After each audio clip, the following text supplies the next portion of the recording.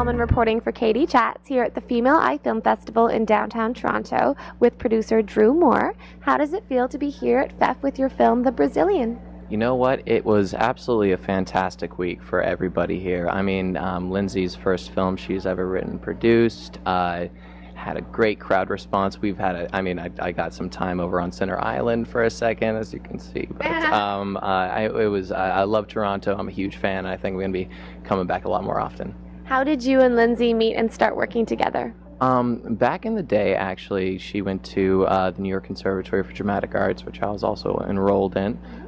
We met through there, and kind of we did a commercial back years ago. I was an actor, and then it just continued the relationship. I got into artist management from my stay at Dorothy Palmer Talent Literary Agency for a couple years, and after that I branched out on my own about a year and a half ago, and I have her as one of my clients. She's incredible inspiration, and I'm a really big supporter for female presence in the arts.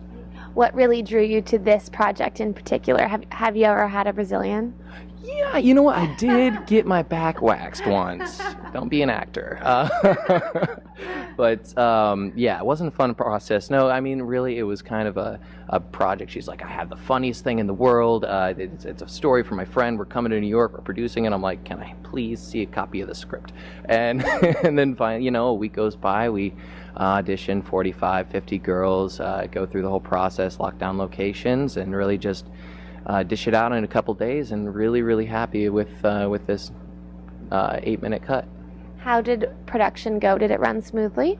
Yeah, it was a little bumpy on the first day, but it was her first project. We didn't have too much pre-production time. We were more concerned about set dressing and the casting aspect of it. So really, we just steamrolled our way right through it. And the second day, they had the shot list with them. It was just really keeping on schedule and working with really creative, funny, improvisational based actors was a really big help for us. What is the importance of women in film to you? I'm all about equality in general. It's, just something that kind of drives me underneath, and there are aspects of the film business, the television business, where it's not equal and it's not right because it's arbitrary, and I feel that any person should be based and judged by their merits, their talents and abilities, and a mere fact of what gender you are, you may or may not be, is not a relevant question in the process of creating something that's entertaining and meaningful. And so, what are the exciting projects you have coming up next?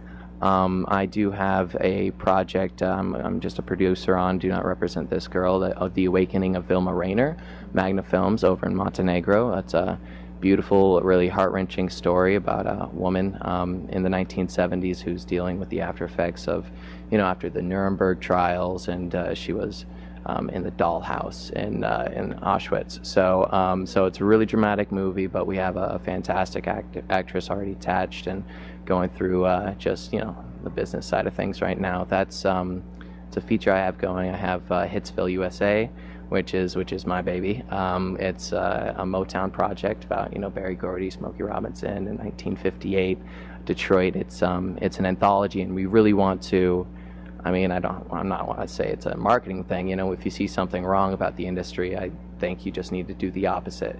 So we're setting up the production to roll out 8 episodes with all female directors for each episode, and the anthology format. So that's really exciting, and we're getting some good momentum there. And you're also Lindsay's literary manager. That is correct. What is at the heart of literary management, and what makes a good literary manager? Making a good literary manager is obviously a grasp on English and other languages, I suppose. It's really about communication and understanding how production works from the basic principles of the foundation. I work with writers as far as developing the scripts, what are commercially viable versus more of an art house film where your distribution is going to be set up. And after being a reader with Dorothy Palmer for 4 or 5 months, she made me the head of literary development. And this was really where you got to just dive in and figure out all the ins and outs of production. Independent production is my preference, but just a firm grasp on the industry. Nobody knows anything. or nobody knows that thing that really matters about anything written by nobody. But you know, you can make educated guesses, and you can really see what's missing, and it's really just a puzzle piece for me, and I like puzzles. Who have been the most inspirational women in your life? My mother's my rock. I mean, that's probably the most basic principle of life. But my mother's fantastic. She's really supported me. I left high school when I was 16 to come and pursue acting in New York, and now you have to get your high school diploma. So I didn't get the GED. I put the work in, got there, and she's just really not left my side since, as far as being there for me emotionally. My teacher in high school, my theater teacher, Katie Scudstad, from Grants Pass, Oregon, was absolutely fantastic. Really gave me new insights, new levels to be able to express myself and to be able to really comprehend what the effect of art was on any person seeing it. So that was the thing that tripped my mind. I'm like, oh, okay, well, now I have to do this for the rest of my life. Sounds good. Let's figure out that. And where's the best place to find out more information on you and your literary agency, as well as your projects online? I'm on IMDb. I have my website coming up, and I just incorporated with a fantastic head of talent relations, as we're going to call him from now on, Cortez Armand.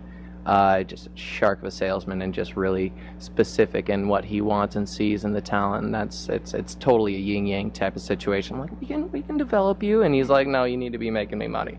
But I mean, it's just it should be drewmoremanagement.com within the next week or so. IMDb, it's on the grid, and really Google would work as well.